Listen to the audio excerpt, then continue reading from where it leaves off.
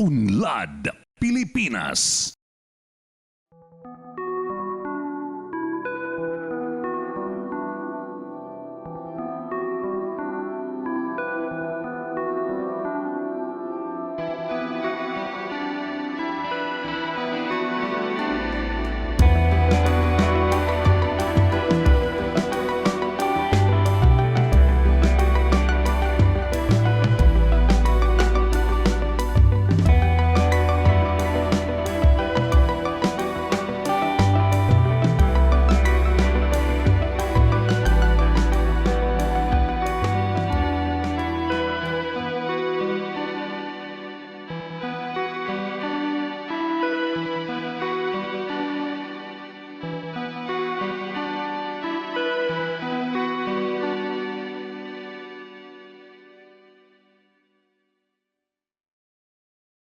Sa mundong ang bawat nilalang ay naghahangad na sila ay makarating sa pedestal, may isang kooperatiba na napagdaanan na ang lahat sa kanilang buhay at ang pagka-numero 1 ay hindi na ganong kahirap makamtan. Ating kilalanin ang Tarlac 2 Electric Cooperative at alamin ang kanilang sekreto sa pananatiling laging nasa itaas. Isa sa pinakamatagumpay na kooperatiba sa Pilipinas ang Tarelco 2 at katunayan niyan, dinumog ng mga member consumer owners ang kanilang ginanap na Annual General Membership Assembly o AGMA nitong nakarang August 1. Nagdiwang ng ika-37 anibersaryo ang naturang kooperatiba sa MCOCC Hall, Sitio Matalusad, Barangay Santo Rosario. Umabot sa halos 16,000 katao ang nagparehistro dito na mula pa sa mga lugar ng Bamban, Capas, Concepcion, La Paz at Zaragoza, Nueva Ecija. Mas marami ang dumalo ngayong 2019 na halos dumoble sa bilang dahil nung nakarang taon, umabot lang ang MCO sa 10,255 na bilang. Nagpamudmod ng sangkaterbang papremyo ang Tarelco 2 at dumalo pa sa aktibidad sina National Electrification Administration Administrator Edgardo Masungsong at ilan pang mahalagang opisyales ng naturang bayan. Lahat ng magagandang bagay may pinagmulan. Kaya atin munang kilalanin ang mga mahahalagang empleyado sa Tarlac 2 Electric Cooperative bago pa natin alamin ang kasaysayan ng isa sa pinakamahusay na kooperatiba sa ngayon. Nakapanayam namin ang tatlo sa pinakamagagaling na department head sa Tarelco 2 at ibinahagi nila ang kanilang naging pakikipagsapalaran sa buhay. Ilan lamang sila sa bumubuo ng Tarelco 2 at sila ang isa sa dahilan kung bakit napakaganda ng pag-asenso ng kooperatiba. Naghahanap sila ng empleyado as clerk dun sa district namin, sa Zaragoza District, na as papalit dun sa magre-retirong clerk. So luckily, ako yung napili dun sa position. Dun nag-start yung journey na yan. Then from there, nag-serve ako as more than a year dun sa position na yon as clerk hanggang sa nagtuloy-tuloy na yung promotions. And up to hanggang sa ito, narating ko na itong position na ito as a technical manager. Nung napasok ako dito sa Tarelco noong 1993, nag-start ako as a records clerk. And then after noon, naging accounting clerk, staff auditor, bookkeeper, accounting and cashiering division chief. And then after noon, dito na. Nag-start talaga dun sa pinaka-lowest rank. So sa Institutional Services Department po kasi, termed as, yung acronym niya is ISD. Lahat ng institutional activities, for example, employees activities, yung mga buildings and edifices natin, yung mga vehicles, yung mga needs ng mga employees, nandito sa department natin. So, nandito yung Administrative Division, nandito yung Human Resources Management Division, at nandito yung pinakamalaking bulk sa Member Services Division. So, as you all know, electric cooperatives o halos actually lahat tayo, we always deal with our customers, we always deal with member consumers na ang tawag namin sa kanila boss namin.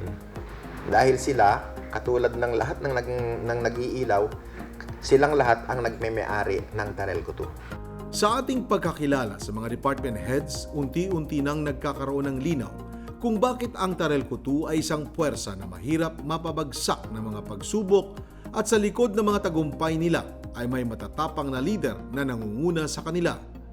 Ang board president na si Aubrey Alimurong at general manager na si Jose Bognot Jr. hawak kamay na itinatawid ang Tarelco 2 upang mas lalo pa nilang maabot ang rurok ng tagumpay.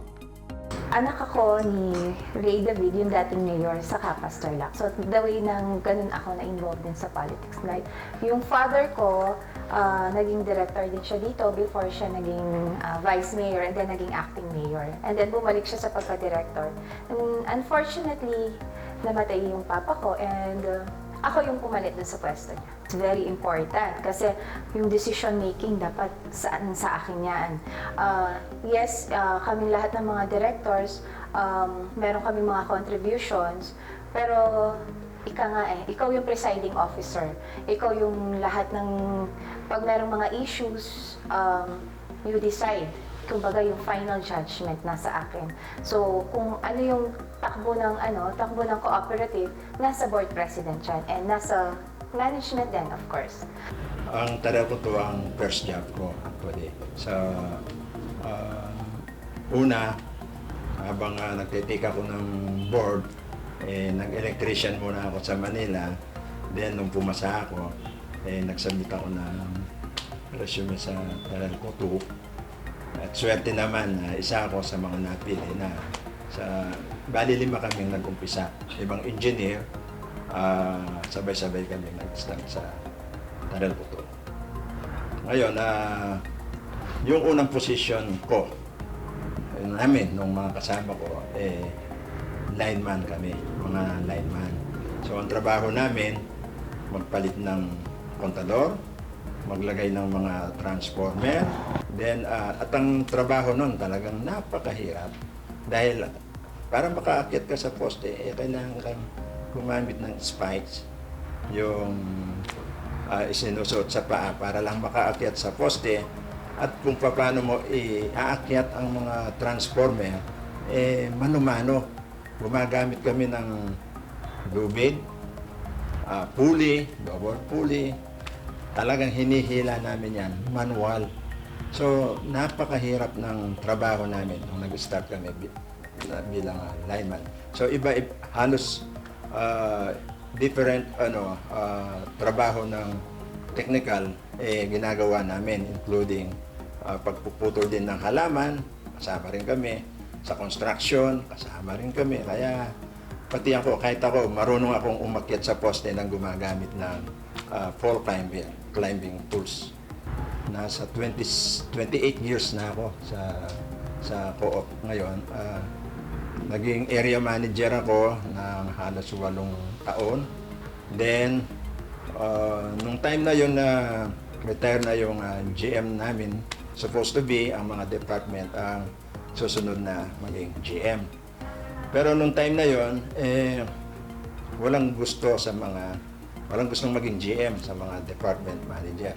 So ang ginawa ng board, nagpatulong sila sa NEA para makakuha ng kung sino yung mai-recommenda nila, outsider. In-interview na ng board yung 2 outsider, isa taga Baguio, yung isa hindi ko masyadong kilala. So meron ng napipili sana ang board. Pero yung time ng board meeting na yon, nag-call ng meeting ang aming union. Meron po kaming union dito. Tinawag po kami lahat dito sa main office at pinag-usapan namin na baka meron ng gusto sa mga kasama naming mga department na para maging next GM. So kami pong mga department manager, kasama yung area manager, kasama ako doon. Nag-meeting po kami kasi pipili na ang board kung sino yung magiging general manager namin. Sabi nga nung officer in charge namin noon, dapat engineer ang maging GM. Tiyempo, 3 kaming engineer. 2 kami sa area at isang engineer doon sa technical. Nagkataon na yung technical department ayaw niya. Tapos sabi ko, total ka ako, mas matanda naman kayo sa akin, sabi ko sa mga kasama kong engineer, kayo na muna. Kung sa usaping pangkaunlaran, hindi na bago ang Tarlac 2 Electric Cooperative. Pero gaya ng gulong na paikot-ikot, nagsimula din silang makaranas na mapailalim sa ikot ng buhay. Nagsimula sila sa walang-wala, kaya naman ang pakikipaglaban nila ay naging mas marubdob pa sa pag-usad ng panahon. That time, ang category namin sa NEA is category D. Malayong-malayo dahil bagsak, meron kang fixed cost, wala kang sales, lugi. Tapos, bagsak pang linya mo. Ang Tarel ko to noon, 1991, wala akong sariling opisina yan na masasabi kanya. Kasi nangungupahan lang po kami sa isang bodega sa Kapas. At ang mga area office namin, meron kaming area sa Bamban, nasa Palengke. Nangungupahan po doon, dito, Palengke din sa Concepcion. Sa La Paz, isang bahay ang inuupahan. Sa Saragossa, ganun din po.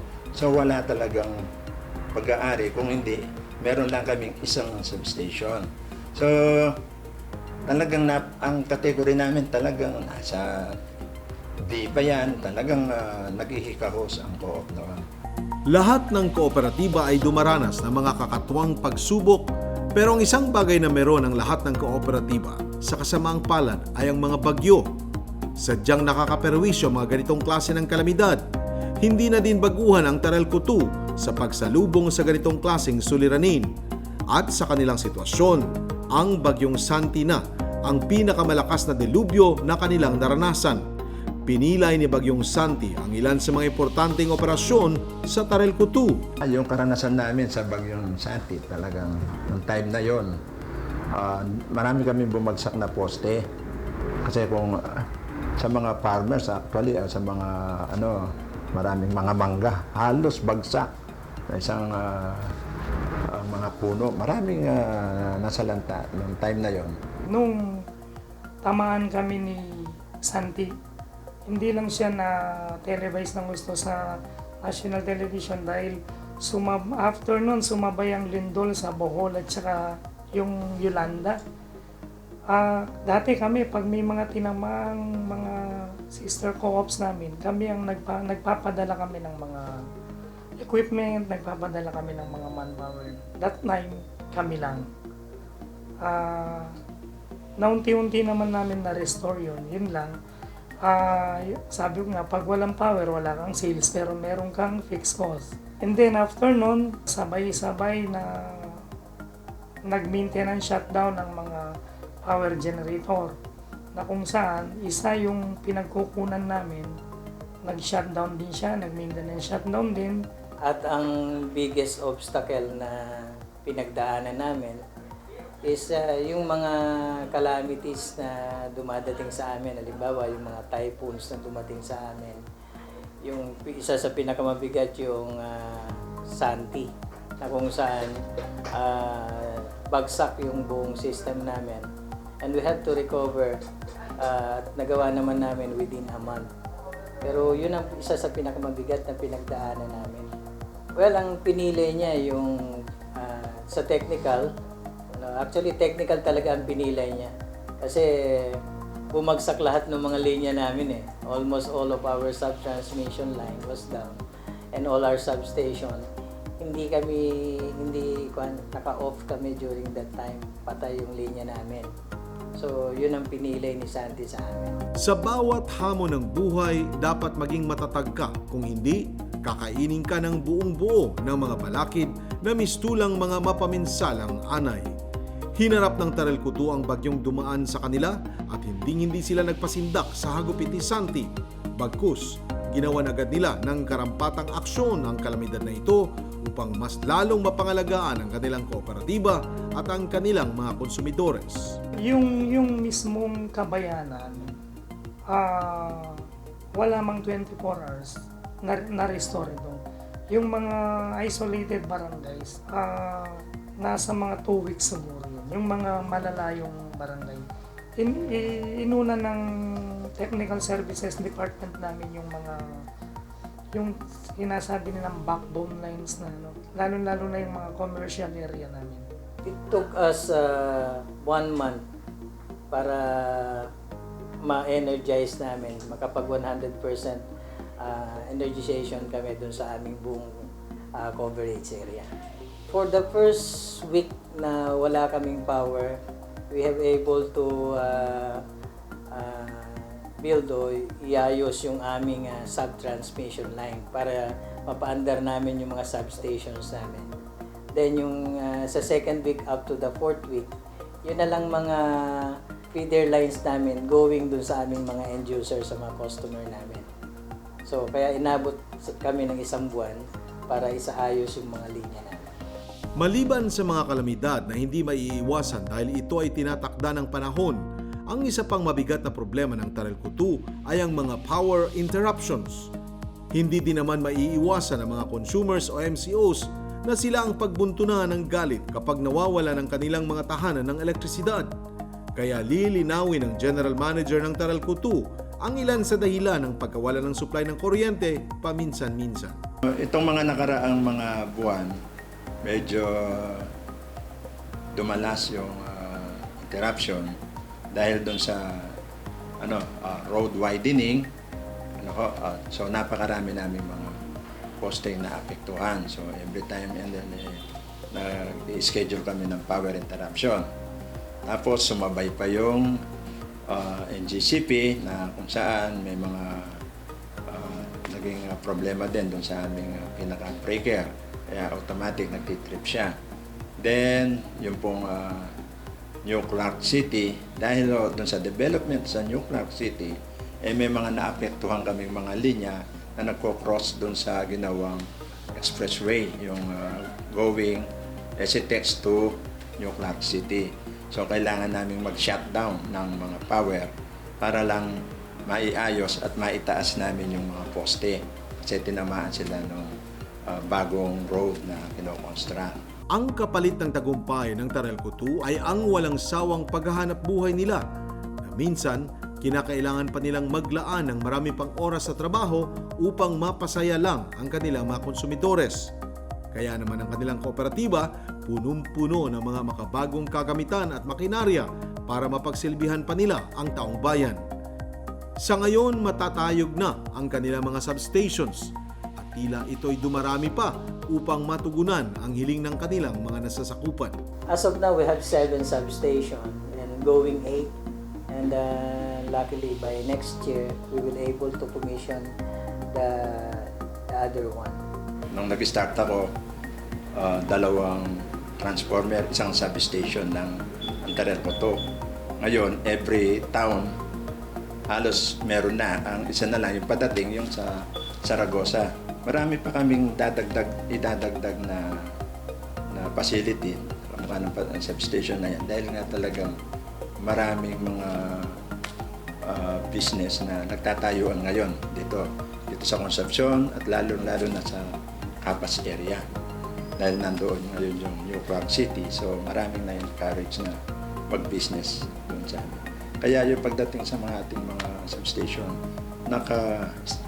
scattered na, talagang matatag pagdating sa supply ang ating co-op. Kayang-kaya niyang supply ang lahat, yung mga nag-a-apply na mga malalaking loads dito sa amin.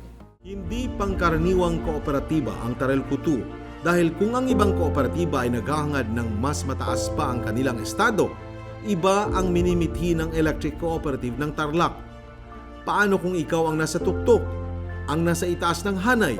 Mas may challenge ba kung ikaw ang naghahabol o ikaw ang hinahabol? Paanong pananatilihin ng Tarelco 2 ang kanilang mataas na posisyon? Ang mga empleyado ng kooperatiba na ito ay gagawin ang lahat upang mapanatili ang magandang pwesto nila sa itaas dahil ito ay handog nila sa kanilang mga nasasakupang konsumidores. Hindi naman sa pagmamalaki, ang Tarelco 2 po ay hindi na umaakyat sa hagdan, kung hindi nandun na siya sa taas ng hagdan at i-maintain po natin yung katayuan niya ngayon. Kapag nasa taas ka na, there is no way, sabi nga nila, mahirap na siyang i-maintain. Kaya kung paano mo i-maintain yung status niya, yun yung mahirap doon. Kasi for several years now, AAA po kami. Sabi nga, we may not be the best, but I think Tarelco 2 is one of the best cooperatives in the whole country. Kasi nga dun sa grading system na, sa KPS nga on how they grade the electric cooperatives, 100% po kami. Ilang years na po yun. So, AAA, 100%, ang grade ng Tarelco 2. Mahirap mag-maintain yan, ha? Kasi, minute, details lang na mapalitan sa mag-grading system natin. Mahihirapan. Siyempre, dati kung 100%, tapos magiging 99% ka lang, di ba? It's very difficult. Bumilang ng maraming taon ang Tarelco 2 bago nila nakamit ang pinakamataas na parangal. Nagsimula ang Tarelco 2 sa Most Outstanding Electric Cooperative in Region 3 noong taong 1983 hanggang makuha nila ang pinakamataas na recognition na Mega Diamond Electric Cooperative noong 2016. Umabot ng more than 10 years. 10 years bago namin, siguro more than 10 years bago namin na-achieve yung Diamond Award.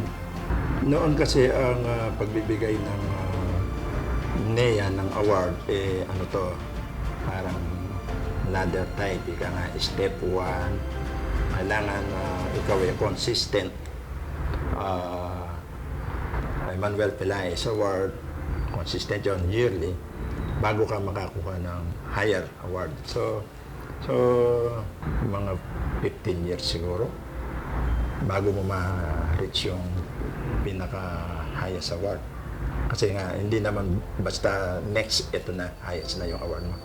So, kailangan makuha mo muna. Meron siyang requisite bago mo makuha yung highest award. So, kami naman consistent awardee. Every year, maganda ang nakukuha namin mga award. Since nag-GM ako, mas okay naman na i-maintain ko. At ang ating co-op nakakakuha ng pinakamataas na award. Naging maayos lahat ng pamamalakad sa kooperatiba ng Tarelco 2 dahil may isang Jose Bugnot na handang magsakripisyo at magpakapagod upang masatisfy lahat ng kanilang member consumer owners. Kumbaga sa isang tahanan, siya ang tumatayong ama nito. Kaya naman ang mga manggagawa at konsumidora sa Tarelco 2 ay masayang natatamasa ang mga kagamitan at pasilidad na makabago na taon ding pinagtrabahuan ng lahat. Pagdating sa mga facility na talagang marami na kaming nakita yung facility, may warehouse, yung warehouse namin before wala kami sariling warehouse. Ang warehouse namin napakaliit dito lang sa main office. Wala kaming stockyard. Dati lang kung saan-saan ang aming mga poste. Ngayon, nandun sila sa isang lugar, 4.6 hectares ang lugar na kung saan yung 1 hectare, puro poste yan. At andun din yung warehouse natin. So, safety na ang ating mga materialis ng co-op. Tapos, nakapagpatayo tayo ng NSECO Hall na itong ating mga member consumer para sila satisfied naman doon sa pagka meron kaming annual assembly. Kung may itinayong ama ng tahanan sa Tarelco 2, hindi malayong may ilaw o ina sa kanilang kooperatiba. Magaling ang pamumuno ng kanilang general manager pero may isa pa siyang katuwang sa pagtataguyod sa Tarelco 2. Sa una naming pagkakakilala kay Madam Aubrey na tumatayong board president, kinakitaan agad namin siya ng authority at bawat bigkas ng kanyang bibig may lalim at ramdam mo na siniseryoso niya ang nakaatang sa kanyang tungkulin sa kooperatiba.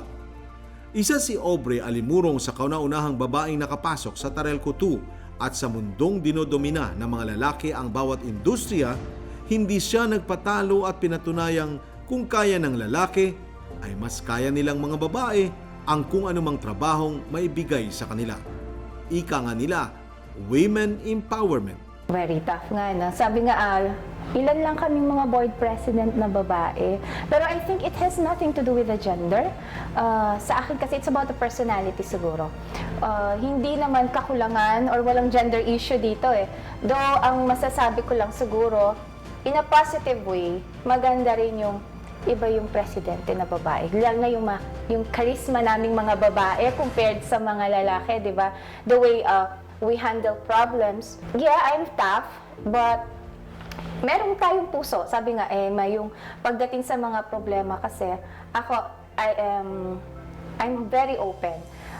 Kung ano man yung sa mga decisions namin, I listen. Si Madam Aubrey ay hindi lamang board president ng kooperatiba dahil isa din siyang mapagmahal na ina kapag siya ay nasa kanilang tahanan. Kaya niyang ibalanse ang magkaibang mundo na kanyang ginagalawan dahil isa siyang matatag na babae. Balanse din ang kanyang pagmamahal sa kanyang mga anak at sa kooperatiba. Hindi nagkamali ang Tarel Coutu na iluklok si Madam Aubrey sa kanyang posisyon dahil lahat ng katangian ng pagiging leader ay nasa kanya na at siya ang boses ng kababaihan at boses din ng kooperatiba. First, I'm a mother before yun bago maging president. So I always make time to my children. Time management lang. Though yung sabi nga natin, mahirap pagbalanse. Pero so far naman, with being a single mom and with 4 boys, I raise my children well naman. Kung strict ako sa bahay, strict din ako sa Tarel Coutu. Siyempre, gusto mo rin na even you are friends with the members or with the management, yung position din di ba? Yun din inaano nila tayo. Sabi ko nga, may boundaries tayo. Same with my children, medyo may pagka-strict tayo, lalo na with in terms of their studies. Kasi naniniwala ako na yun yung magandang foundation sa atin, di ba? Pagtanda mo, kung maganda yung foundation mo as bata, so pagtanda mo yun yung dadalhin nila. But again, sabi nga natin, yung mga motherly, we care. O how do I care with my children? Ganun din yung how do I care with Tarel Coutu. Sa lahat ng inaaning pagtatagumpay ng Tarel Coutu, hindi nila nakakaligtaang magbalik ng biyaya sa kanilang mga nasasakupan. Napakarami nilang programa na inilaan lamang para sa kanilang mga member consumer owners. Ang ilan sa kanilang mga natulungan ay mga barangay captains, mga estudyante, mga may sakit o karamdaman at kahit ang mga pumanaw na mahal sa buhay ng mga konsumidores ay mabibigyan ng karampatang tulong. Seryoso ang Tarel Coutu na may taguyod nila ang lahat ng kanilang consumers dahil para sa kanila ginagawa nila ang trabaho para sa kapakanan ng nakararami. Number 1 naming social responsibility, itong pagkakatayo ng ating clinic.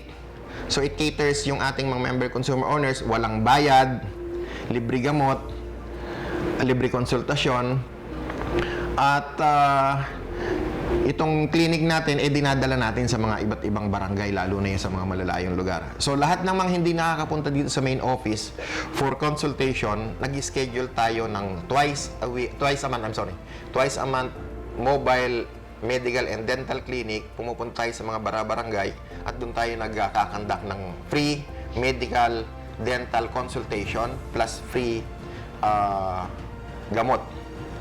So sabi ko nga, health is wealth, kaya yon isa sa mga pinagtutuunan natin ng pansin. Tapos sir, meron tayong continuous scholarship grant. So sino po yung mga qualified dito? Yung mga indigent families na member consumer owners ng Tarel Coutu, binibigyan natin ng pagkakataon, ng tsansa na makapagtapos ng pag-aaral. So, ini-screen natin ito based on their scholastic records. Plus, of course, yung kanilang standing sa community, yung indigency nila. And napakarami na rin po nating mga natulungan na nakapagtapos at nakapagkaroon na ng magagandang trabaho sa ngayon. Pati po sa namamaya pa nating mga magulang, may nag-i-extend din tayo ng tulong. Yung tawag natin burial assistance for the deceased member consumers na senior citizens po. But this 2020, napakaganda po ng plano ng board and management because Hindi lamang po yung mga deceased member consumers na 60 years old and above ang bibigyan natin ng insurance o ng tulong, but we are going to insure lahat ng nakapangalan po sa Metro. In other words po, lahat ng nagme-may-ari ng Metro, bibigyan po natin sila ng life insurance. Tuloy-tuloy ang natatamasang tagumpay ng Tarelco 2 dahil na din sa hindi sila nakakalimot na magbahagi ng biyaya na kanilang nakukuha. Mahalaga sa kanilang kapakanan ng bawat MCO, kaya naman napakarami ng kanilang programa. Mayroon silang bloodletting at blood donations na pamalagian nilang isinasagawa. Madalas ding makita na nakikihalubilo ang kooperatiba sa mga tree planting at iba pang mga makabuluhang programa na sangkot ang mga member consumer owners. Ang ilan pa sa kanilang proyekto ay ang pamamahagi ng mga libro sa eskwelahan upang makatulong sa mga batang estudyante. Naniniwala ang kooperatiba na ang kabataan ang siyang kinabukasan ng bayan. Kaya naman sa isang pagkakataon, ang Tarelco 2 sa pamumuno ng general manager nila ay namigay ng libreng transformers upang magkaroon ng liwanag ang mga eskwelahan. Sa mga eskwelahan po, tumulong din po ang ating kooperatiba dahil nung time na magkaroon po ng K-12, may maraming mga school ang nagkulang ng supply ng kuryente dahil maglalagay po sila ng mga welding, so malalaking loads kaya hindi na nila kakayanin at wala silang pondo. So marami po kaming nabigyan ng transformer libre. Ibig sabihin, binigay po natin para yung programa ng ating gobyerno tuloy-tuloy lang sa mga K-12 students. Pinakahigit sa lahat ng tulong na ibinibigay ng kooperatiba ay ang pagpapailaw sa mga kababayan nating nasa pinakamalalayong lugar. Tapat ang Tarelco 2 sa kanilang pangako na bawat tahanan, malapit man o malayo, ay kanilang seserbisyuhan. Ang tunay na puso ng kooperatiba ay mararamdaman din sa pamamagitan ng pagtulong nila sa mga mamamayang Pilipino na walang elektrisidad, kasi hodang hindi man nila ito nasasakupan. Walang sinisino ang Tarelco 2 dahil pagdating sa usaping pagtulong ay iilawan kanila kahit pa ikaw ay sakop ng ibang kooperatiba. Hindi lamang ginto ang puso ng kanilang kooperatiba dahil mistulang diamante din ang kalidad ng kanilang serbisyo sa pangkalahatan. Actually, 100% na ang co-op.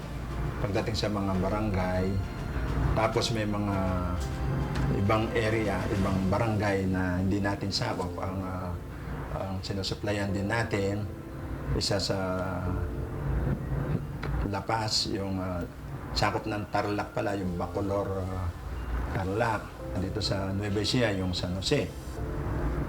Sa bandang Bamban, Kalumpang, Barangay Kalumpang. So, iyan po sa Pelco 2 naman na supposed to be. So, dahil kami po yung pinakamalapit na merong supply ng kuryente, so pinakiusap sa atin na tayo muna ang mag-supply. Kaya mahigit 100% ang ating barangay energized. Sa mga sityo ho, dahil alam naman ninyo, mga sityo, hindi ho paubos dahil talagang nanganganak. Kumbaga ho, may sumusulpot. Every year may bagong sityo na nire-request. So, tuloy-tuloy po ang programa ng ating gobyerno, ang NEA, para po masuportahan natin, mabigyan ng kuryente yung mga nadadagdag na sityo. Mahirap ang buhay sa mga lugar na di masyadong abot ng mga syudad at sa barangay Maruglo na kilala namin ang kapitan nila na si Jaime Gawat. Kanyang isinalaysay ang hirap ng kanilang buhay na nagpapahirap sa kanyang kalooban noon pa man. Pero hindi naman lahat ay puro pasakit dahil kahit papano may mga taong nakakaraos sa kanilang buhay sa pagtira sa mga liblib na lugar na ito. Nung unang panahon kasi, ang Barangay Maruglo is parang lang niya, parang sitio lang po ng Barangay Patling. So ang dating tawag diyan ay Panganit. Tapos itinatag ito is 1951 na tinatag ng bilang isang barangay. So noon ang kabuhayan namin dito, tsaka halos hanggang ngayon naman ay mga farmers, farming. Nagtatanim kayo ng mga gabi, kamote, tsaka palayan. Yun lang po yung pangkabuhayan dito namin hanggang sa kasalukuyan. Halos naman nakakaraos kasi talagang marami na rin ang umangat ng buhay sa pagtatanim ng mga gabi. Tsaka meron ding may iba-iba na may OFW na ilan. Suma total, masasabing ang elektrisidad ay laganap na sa buong Pilipinas. Sadyang napakahalaga nito sa pang-araw-araw nating buhay. Mapamayaman ka man o mahirap, ang lahat ay dumedepende na talaga sa kuryente. Kaya naman labis ang pasasalamat ng mga taga Maruglo na ang Tarelco 2 ay nakapagbigay sa kanila ng serbisyo. Para sa mga mamamayan ng Barangay Maruglo, tunay ngang mahalaga ang kuryente, lalo na at ang pinakapangunahing nakikinabang dito ay ang mga kabataang nag-aaral sa kanilang lugar. Di tulad ng dati, kasi walang kuryente, ngayon meron na po. Napapanood namin kung may bagyo, at least na kami, alam namin na may darating. Halimbawa, ganito sabi niya, darating yung bagyo, nakakapag na po kami ng health kit, ganyan. Alam na namin yung gagawin namin. Pag may ilaw po, nakakapag-aral po ako ng mahusay. Mahirap po magbasa kapag madilim, kaya kailangan natin po ng ilaw. Isa sa ipinagmamalaki ng Tarelco 2 ang kanilang future project na sangkot ang isang higanting lupain na kung tawagin noon ay Clark Green City na ngayon ay mas kilala sa ngalang New Clark City.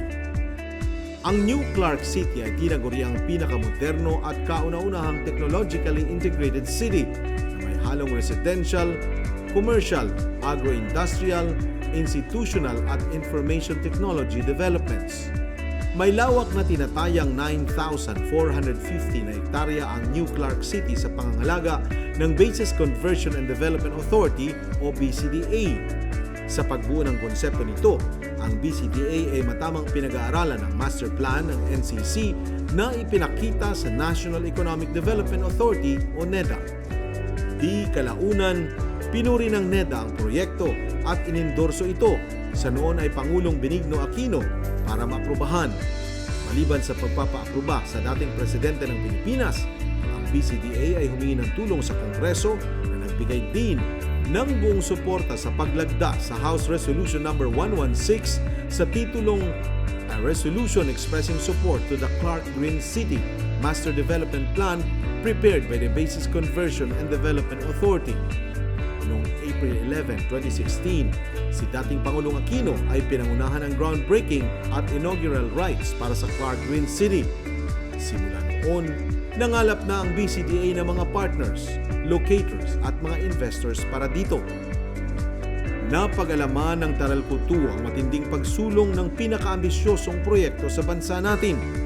Dahil sa gahiganting proyekto na ito ng New Clark City, ang board and management ng Tarelco 2 ay pinag-aralang mabuti ang posibilidad na pagbibigay ng elektrisidad dito, lalo na at halos kalapit lang nila ito. Dahil sa lubos na pagkasabik at pagkamasigasig, ang Tarelco 2 Project Management Team agad-agad na nagsagawa ng initial na pag-aaral at pananaliksik. Ang master plan nito ay nagpakita na ang kabuuang development ay may 4 na phase hanggang matapos ang buong proyekto sa taong 2065. Ang phase 1 nito, inaasang maging operational sa taong 2022. Tabi lang siya ng NCC. Hindi siya within the New Clark City. At nataon lang na doon talaga ang location nung planta na itatayo namin sa mismong tabi. Kasi yung area na yon ay malaki na kasi ang demand namin doon sa area. And very strategic yung location na yon, kaya doon namin nilalagay. At yung planta ngayon is a bunker fuel type na power plant. And it will start this year. Ongoing na nga yung project namin na yun eh. Currently now, meron na kaming plano dahil nga with the NCC. So, next year, meron po kaming itatayong bunker fuel dyan with partnership with Supreme Power Corporation po. Magtatayo po tayo ng bunker fuel malapit po sa NCC para po yung power reliability and credibility po ng linya around the NCC is mapunan po natin. So, it means power reliability. Maraming mga investors na darating, hindi lamang po sa loob ng NCC, pati na rin sa labas. Matayog na ang lipad ng Tarelco 2, pero hindi pa din dyan nagtatapos ang kanilang kinang.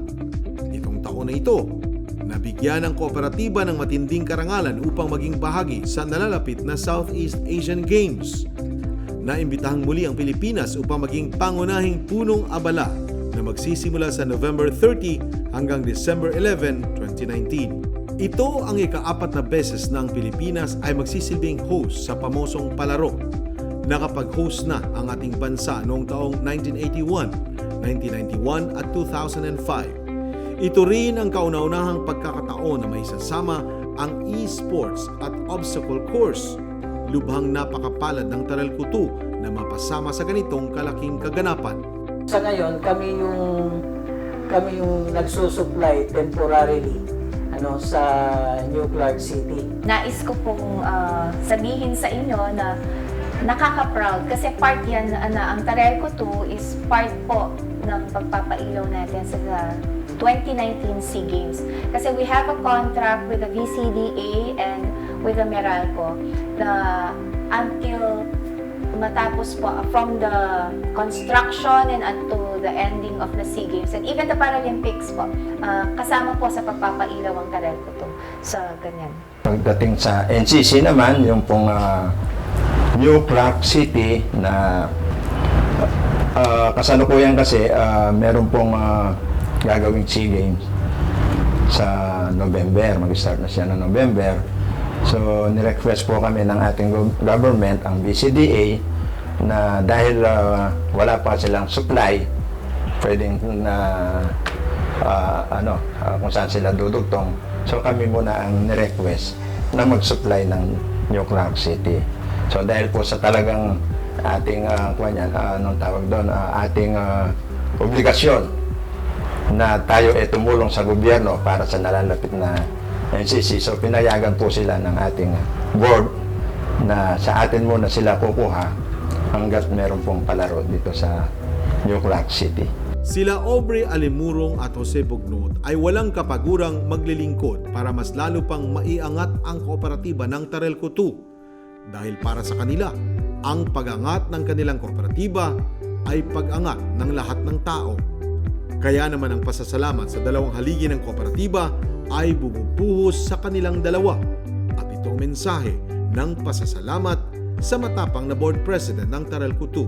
Kay President Aubrey, keep up the good work at patuloy mong gawin yung naumpisahan mo. Andito lang kami, mga member ng board na sumusuporta sa iyo, especially sa mga tikain at mga plano na kantabay nyo kami dito sa ating kooperatiba. Pres Aubrey, bilang president, alam ko second term mo na, napakagaling mo. So, I salute to. Pres Aubrey, salamat at hanggang kalagi, kinagabayan mo kami. Kay Madam President, si Aubrey Alimurong, ang direktor po ng Kapas Tarlac, ay siya ay hard worker na director. So, good luck sa kanya and keep on working. Sa maganda at masipag na Pangulo na Presidente ng Board na si Aubrey David, ang aking pagbati at pagsaludo sa kanya sa patuloy niyang pagdadabuyot at pamumuno sa Taral Kutu. At naniniwala kami sa kanyang pamumuno bilang Pangulo at bilang kapasenya, lalong susulong at aasenso ang Taral Kutu. Kung may itataas pa sa Diamond Award, baka makuha pa rin ito ng Taral Kutu.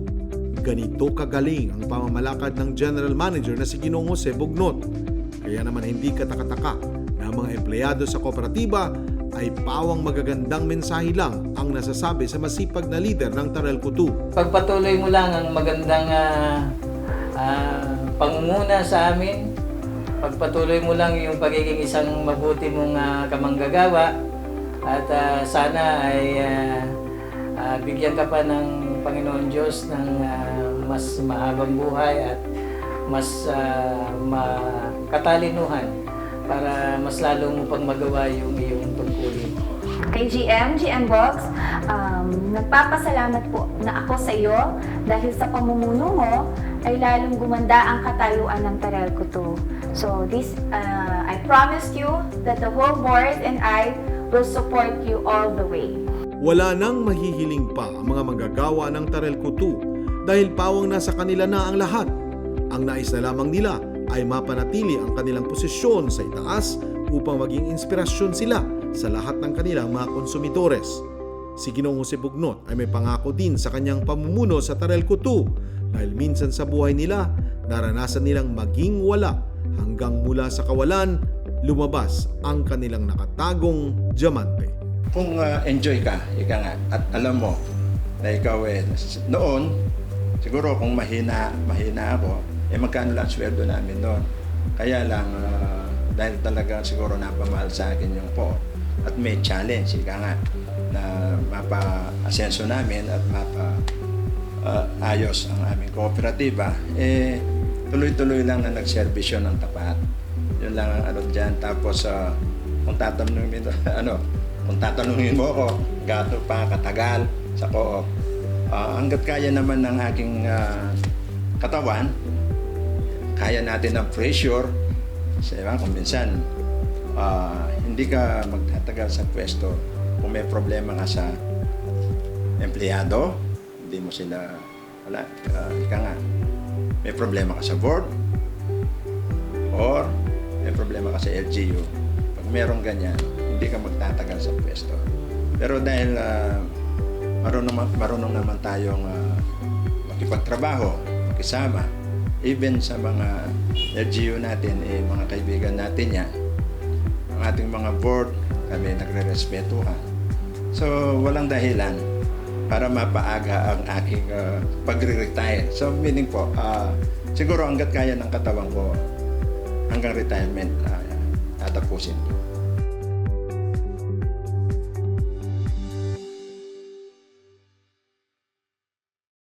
Unlad, Pilipinas.